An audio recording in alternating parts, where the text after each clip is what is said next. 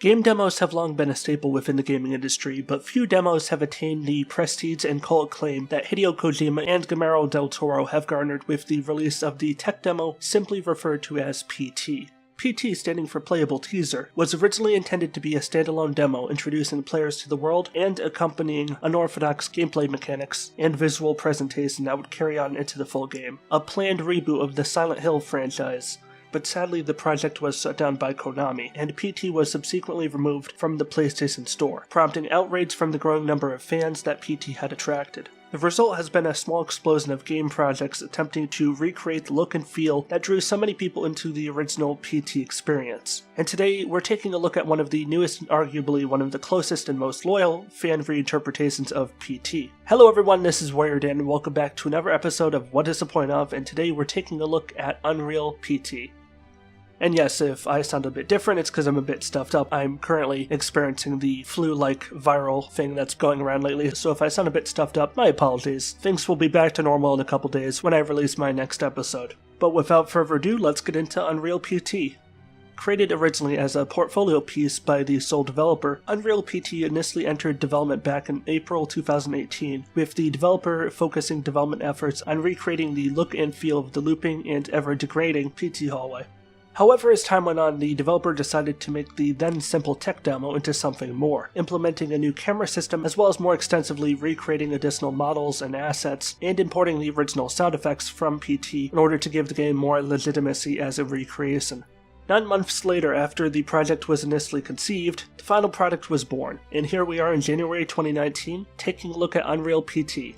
Now, as someone who was a fairly late newcomer to the PS4 party, owing largely to a limited financial inflow on my part, and also partially due to the limited number of interesting PS4 exclusives at the time, from my perspective, I sadly missed out on the brief opportunity window in which to download PT, so my only experience with the original cult classic comes in the form of experiencing it secondhand through watching YouTubers and streamers attempt to play through it. Unreal PT, just like its more mainstream predecessor, can be best described as a psychological, arguably borderline psychedelic, horror experience, where the player is awakened and finds themselves subsequently trapped in a looping series of near-identical hallways, each progressively more haunting than the one that came before it, all the while making you question everything you see and hear and everything you don't. Much of the original game's most memorable gameplay moments make their way into Unreal PT, however what is not present is fairly noticeable as well. Normally in my reviews, I deliberately try to avoid making direct comparisons between one game and another, on the basis that most games are more or less an expression of art by their creator or creators. But when you're essentially porting and remastering a existing game with only minimal changes, I feel it's not only appropriate but also necessary to illustrate any and all noticeable differences or lack thereof between the two titles. Unreal PT nails the visual aesthetic with every hallway, room, and model present while maintaining near-identical resemblances to their original big-budget AAA counterparts.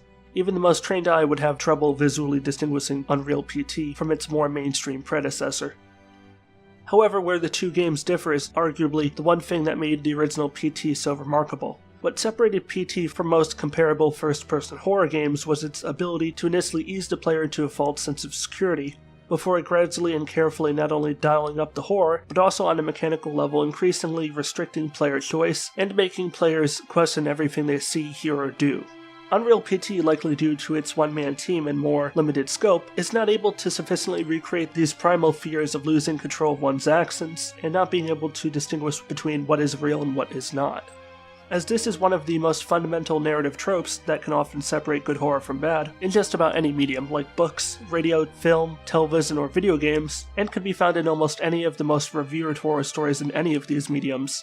Its less than satisfactory inclusion here is to the detriment of Unreal PT, and ultimately marks the game as a remarkable tech demo, but only a passable recreation of the original.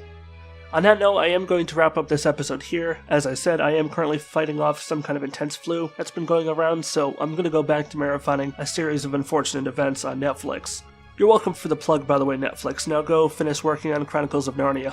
If you enjoyed this episode, please do hit that like button, and if you're new here, do consider subscribing and hitting that notification bell to get notified when new videos go live. This is WarriorDan signing out.